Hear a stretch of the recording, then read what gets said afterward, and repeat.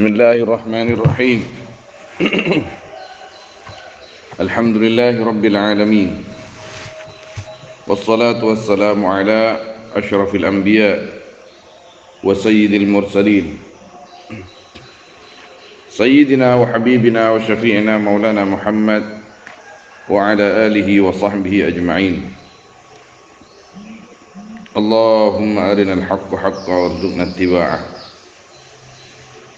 wa arinal batila batilan warzuqna ijtinabah. Allahumma iftah alaina abwaab hikmatik wanshur alaina rahmatak birahmatika ya arhamar rahimin. Qala sayyiduna al-imam Ibn Hajar al-Asqalani rahimahullahu ta'ala wa qaddasa sirra wa nafa'ana wal muslimina bi'ulumihi wa ulumis salihin. Amin. Kendi aja.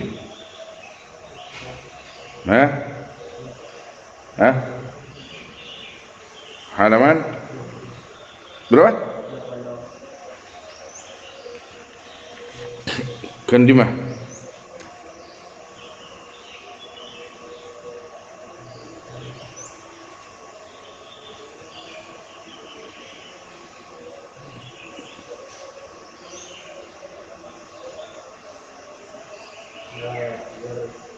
Qila la ghurbata lil fadili wala watana lil jahili. Tiada asing lil fadili bagi orang yang mulia, artinya orang alim, orang cerdas, dimanapun hidup tenang, dimanapun berada tentram. Sebaliknya wala watana, dan tiada negeri, artinya yang menenangkan, lil jahili bagi orang yang bodoh. Yang dimaksud di sini bodoh dengan keberadaannya, bahwa dirinya adalah hamba Allah.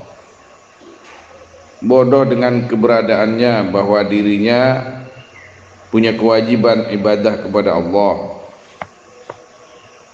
Bodoh dengan keadaannya, bahwa dirinya di dunia ini semata-mata untuk ibadah kepada Allah, bukan masalah bodoh yang lain.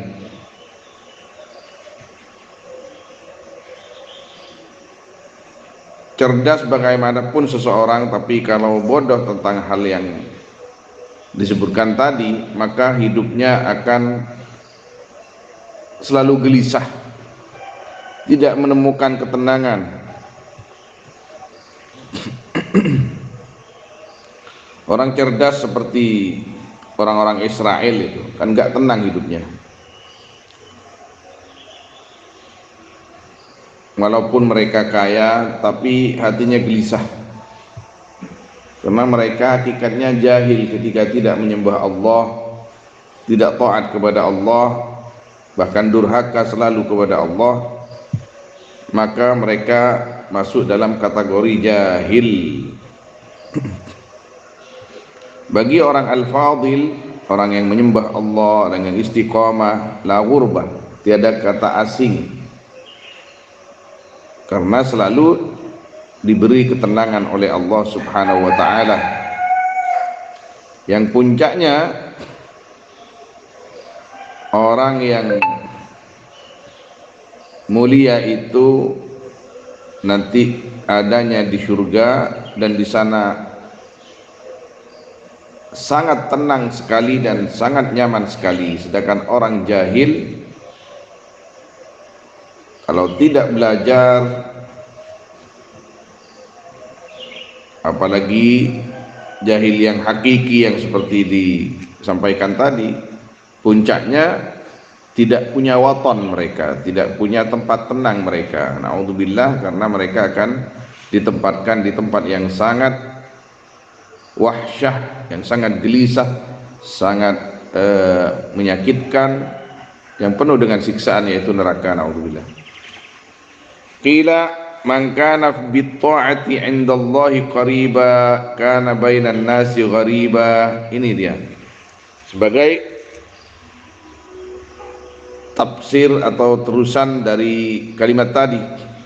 Barang siapa yang ada man bi ta'ati, dengan ta'at indallah di sisi Allah, qariban yaitu dekat, orang yang selalu dekat kepada Allah dengan taat kepada Allah, karena maka ada man bainan nasi di antara manusia, ghariban yaitu asing, orang yang sudah sampai ke makom mu'anasah, mesra dengan Allah, maka tidak senang duduk-duduk dengan manusia. Senangnya zikir kepada Allah, kecuali duduknya untuk pengajian yang bisa melembutkan hatinya, menghusyukkan hatinya, bisa mengarahkan hatinya ke jalan Allah Subhanahu wa ta'ala. Karena majlis ilm, majlis zikir itu majlisnya Allah, majlisnya Rasulullah sallallahu alaihi wasallam. Apakah semua majlis ilmu? Ya, yang betul-betul majlis ilmu, bukan majlis yang isinya cuma ngelawak tok. Ya, kita bisalah membedakan mana yang majlis ilmu, yang betul-betul majlis ilmu. Ketika kita keluar dari majlis itu, hati kita tenang, hati kita lebih dekat kepada Allah, hati kita lebih ingat tentang hari terakhir kita, tentang kematian. Itu majlis yang insya Allah yang memang dikabarkan oleh baginda Nabi sallallahu alaihi wasallam.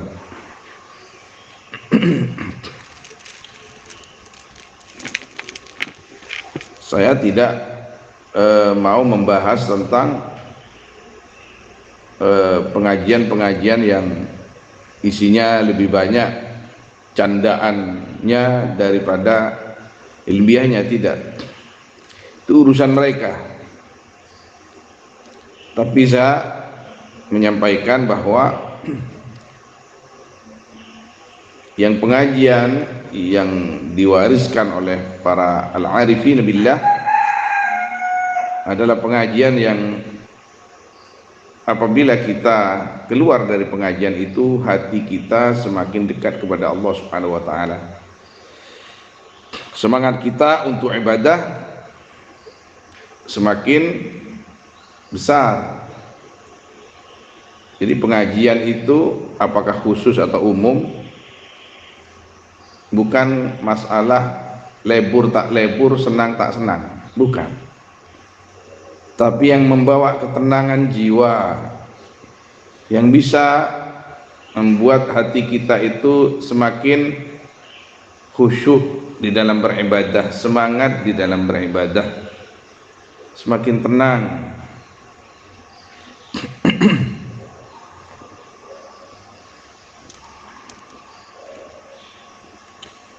Barang siapa yang selalu mendekat kepada Allah Subhanahu wa ta'ala, maka dan mesra dengan Allah, maka dia akan selalu merasa asing di antara manusia, nggak enak sudah, kecuali ngumpul-ngumpul di pengajian atau majelis zikir seperti yang disampaikan tadi. Yang kata ulama, seperti yang ditulis oleh Al-Imam Al-Arabi Ad-Darqawi, Sayyidil Arabi Ad-Darqawi qaddasallahu sirrah, beliau mengatakan, ketika ulama mengatakan bahwa la syai' anfa' minal uzlah lil qalbi, tidak ada yang paling bermanfaat bagi hati daripada uzlah, maka beliau berkata, tidak ada yang lebih bermanfaat ke hati daripada hadir ke majelis zikir atau berada di depan orang saleh. Orang soleh itu kalau dalam bahasa tasawuf orang wali, itu sangat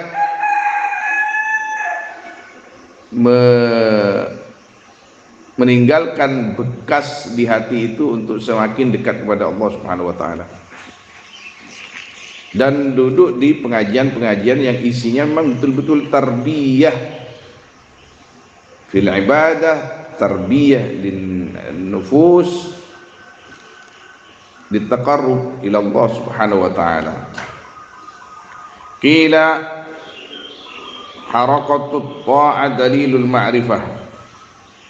Adapun gerakan taat, semangat, maksudnya harakah ini, semangat taat dalilul ma'rifah, yaitu menunjukkan adanya ma'rifat. Orang semangat di dalam beribadah ini menunjukkan bahwa dia itu sudah mulai ma'rifat kepada Allah, semakin kenal kepada Allah, kenal bahwa Allah Sang Maha Pencipta, Allah yang Maha Kuasa, Allah yang menghidupkannya, Allah yang beri rezeki, Allah yang selalu melihatnya, Allah yang akan memperhitungkan segala gerak-geriknya, Allah akan membalas semua yang dilakukannya.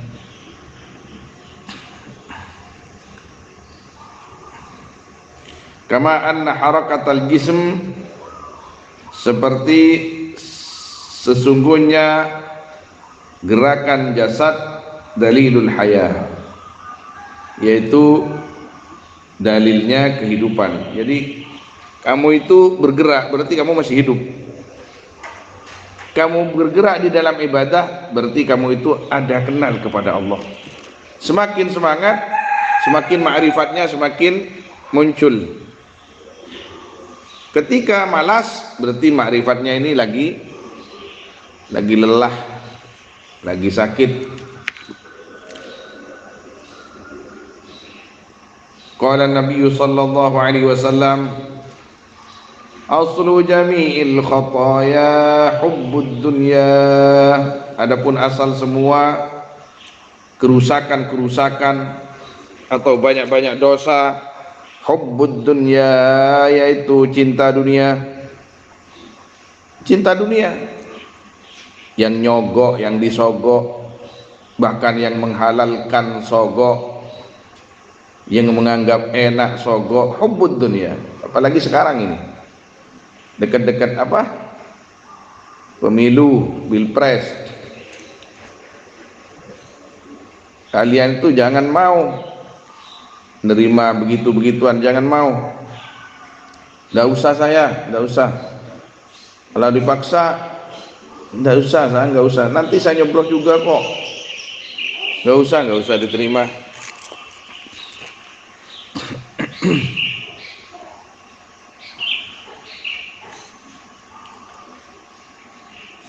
Hubbud dunya itu akan membutakan mata hati kita. Nanti tambah nggak usyuk sholat itu, zikir tambah nggak usyuk. Kalau nggak usyuk, nanti malas untuk berzikir, untuk taat. Jadi hubbud dunya ra'su kulli khati'ah, dalam sebagian riwayat yang juga terkenal dengan kalamnya Sayyidina Isa alaihissalam, dan juga disampaikan oleh baginda Nabi sallallahu alaihi wasallam. Aslu jami'il khataya.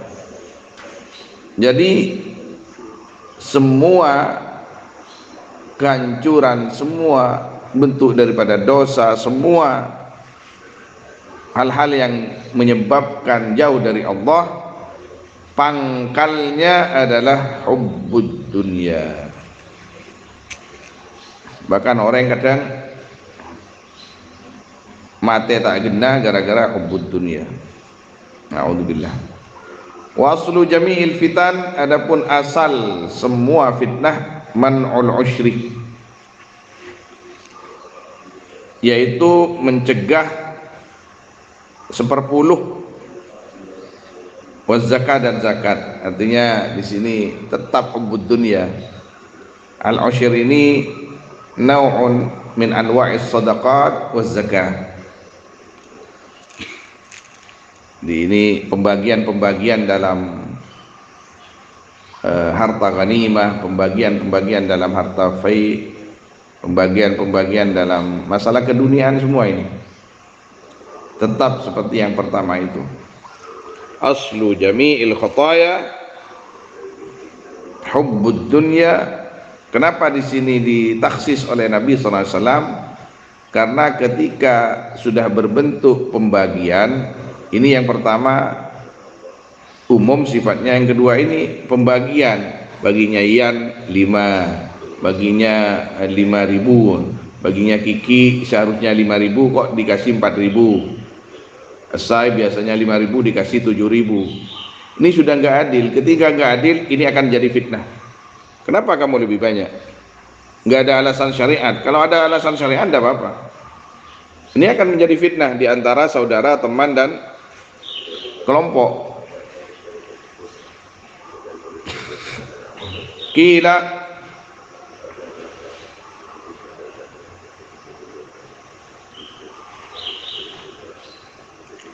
dikatakan al-muqirru bit-taqsir abadan mahmudun wal iqrar bit-taqsir alamatul qabul. Adapun yang mengaku bit-taqsir dengan kelalaiannya, aidan selamanya mahmud, yaitu terpuji, dipuji. Jadi maksudnya kalau ke Tuhan, ke Allah Subhanahu wa taala ini mohon, ya Allah, hamba ini lalai ya Allah, maafkan hamba ya Allah, hamba ini pemalas ya Allah, maafkan hamba ya Allah. Tapi orang yang mukir seperti itu, mengakui kelalaian dan kesalahannya, yang dinilai mahmud apabila setelah mengakuinya tidak melakukan lalai lagi, tapi langsung an-nuhud, bangkit untuk semangat, bangkit untuk semakin mendekat. Wal iqrar bit taksir, adapun mengaku dengan kelalaian, alamatul qabul, yaitu tanda diqabulnya amal.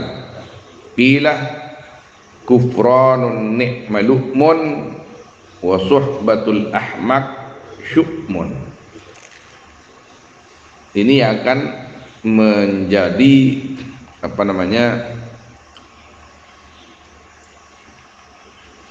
pemicu, yaitu suhbah, kita ini berteman dengan siapa. Kalau berteman dengan orang baik, kita akan terpicu dengan sendirinya kepada kebaikan. Kalau bertemannya dengan orang yang pemalas, malas juga kita, melekok melolok. Kufrun ni'mah, kufranun ni'mah, adapun kufur nikmat, lukmun, yaitu sebuah kebodohan. Nikmat yang paling besar yang diberikan Allah kepada kita adalah al-waqtu, waktu. Kata Imam Junaid rahimahullah, wa qaddasa sirra, la syai'a 'azza min al-waqti. Tidak ada yang lebih berharga daripada waktu. Waktu kita ini sangat berharga, jangan dilewatkan begitu saja. Isi dengan zikir, baca Quran, sholawat. Kalian di sini itu, kalau sholawatnya tidak sampai 1000, itu keterlaluan. Enggak ada kerjaan kok, sholawatnya masih amburadul. Sholawat yang banyak 1000, kalau bisa lebih. Wa suhbatul ahmak syukmun, adapun berteman dengan orang bodoh, ahmak itu di atasnya bodoh atau di bawahnya bodoh. Syukmun, yaitu syukmun itu suatu kecelakaan, kebodohan, kecelakaan, celaka kita ini. Yang dimaksud bodoh di sini siapa? Orang yang hanya mengikuti hawa nafsunya, orang yang malas beribadah kepada Allah, orang yang malas ngaji, orang yang hanya mengikuti keinginan-keinginan duniawi, lupa kepada Allah, jauh kepada Allah, itu ahmak namanya. Berteman dengan orang seperti itu celaka. Kenapa? Ya karena kesenangannya adalah nafsunya. Minum sudah enggak haram lagi, nyabu sudah enggak haram lagi, nipu sudah enggak haram lagi, ngambil punya orang sudah tidak haram lagi. Ahmak itu namanya. Yang penting aman di depan manusia, naudzubillah. Walaupun cerdas menurut manusia, tapi ahmak pada hakikatnya.